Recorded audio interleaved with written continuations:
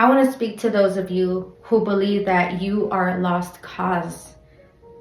I want to speak to those of you who believe that there's no way that God can do something so miraculous in you, that God can really use you for his purpose. Sometimes we lose our identity in the process of life.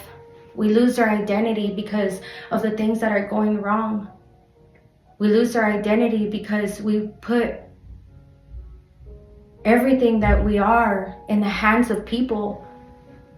And I want to tell you that God wants to speak to you today. To you who you feel like you lost your identity, you lost your purpose. To you who you feel like you're that lost cause, that there's no way that there could be anything else but than what you're going through right now. I want to tell you that God wants to speak to you today about this and give you hope and encourage you. I want to read to you something that God has given me for you. This is the book of Judges, chapter 13. And we're going to read 1 through 5. Again, the Israelites did evil in the Lord's sight. So the Lord handed them over to the Philistines, who oppressed them for 40 years. In those days, a man named Manoah from the tribe of Dan lived in the town of Zorah. His wife was unable to become pregnant, and they had no children. The angel of the Lord appeared to Manoah's wife and said, "Even though you have been unable to have children, you will soon become pregnant and give birth to a son. So be careful. You must not drink wine or any other alcoholic drink, nor eat any forbidden food. You will become pregnant and give birth to a son, and his hair must never be cut, for he will be dedicated to God as a Nazirite from birth. He will begin to rescue Israel from the Philistines." The message that I have received from God about this is that he wants you to understand something. Wants you to understand that even though your entire life you have felt has been for nothing, that all you have done is just lived a life and you feel like there is no purpose in you anymore because you've done nothing with yourself. That no matter how many times you try to go in through a door where you think that it's for you, the door gets shut in your face. And you're like, I have done nothing. I have nothing. Everything that I've worked hard for, it's gone. Everything that I've done to try to make sure that I take care of my family, that I take care of business, that I take care of whatever it is that you need to take care of. And you feel like every single door has shut on you. I want to tell you that God wants to bring you to a point to give you something to carry, like a pregnancy, to carry within yourself. And he wants to prepare you for it. But in order for him to be able to do that, you have to believe that he has the power to be able to do that miracle in you. That he has the power to be able to prepare you for that.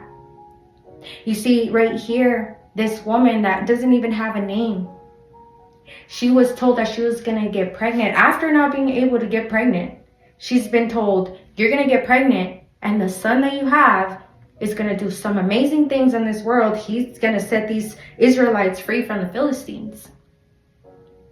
And even though the Israelites went and did evil and they sinned, God still sent the help. And there's so many people out there who need help just as much as you do. You know, think about that moment where you're there for a loved one and it makes you feel good to live in purpose and it makes you feel good to be there for them. But in order for you to be able to be there for them and love on them and be kind to them and be gracious to them and show them something that you never had, because sometimes you can say, I'm doing this because no one ever did it for me. But I want to tell you that God wants to finally use you for purpose. He wants to use you for purpose and for you to be able to carry that within yourself and say, I'm going to stop doing certain things. Like it says right here, you're not to drink alcohol or eat any forbidden fruit. You see, when you have a relationship with God, He gives you the ability to be able to carry on His wisdom. He gives you the ability to be able to have that His wisdom to be able to perceive things for what they are. He gives you the ability to see with a different lens. He gives you the ability to see yourself for who you are in his name, because we're so valuable to him and he loves us so much. And he wants to see you prosper. He wants to see you do good. And so sometimes he tells us, you need to stop watching certain things you shouldn't be watching. You need to stop doing certain things you shouldn't be doing. You need to stop drinking alcohol, because we know that sometimes these things can really poison us on the inside. And in order for us to be able to develop that thing, that gift that God has given us, that purpose that God has given us, we need to stop doing certain things that are not good for us. Because if we want to walk in purpose, we need to be able to let go of those things that are not for us. I also want to take you to Judges 13, 20 through 24. As the flames from the altar shot up toward the sky, the angel of the Lord ascended in the fire. When Manoah and his wife saw this, they fell with their faces to the ground. The angel did not appear again to Manoah and his wife.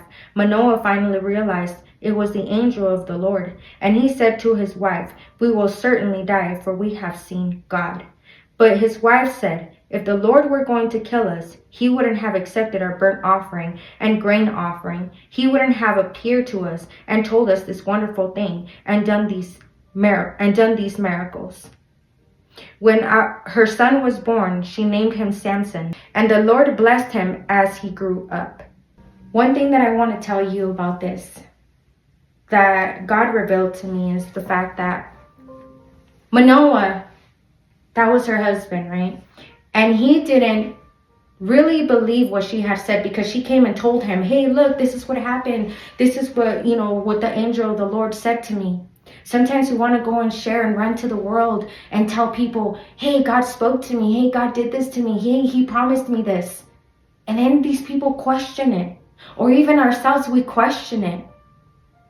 And even when they went and Manoah went and saw, or both of them, they saw that when they came and gave the offering to the Lord, because they wanted to feed the angel, but the angel said, "I'm not going to eat it, but you can give it as an offering to the Lord." So they gave it as an offering to the Lord. And in that moment when they saw that they burnt the offering, the angel, that as the flames from the altar shot up towards the sky, the angel of the Lord ascended in the fire. When Manoah and his wife saw this, they fell with their faces to the ground. I wanted to make sure that I emphasize on that, because sometimes we go and we tell God, "I want to see you tell me what you're doing in my relationship with my wife, or my relationship with my husband, or any relationship." It doesn't necessarily have to be a spouse. It can also be relationships with other people.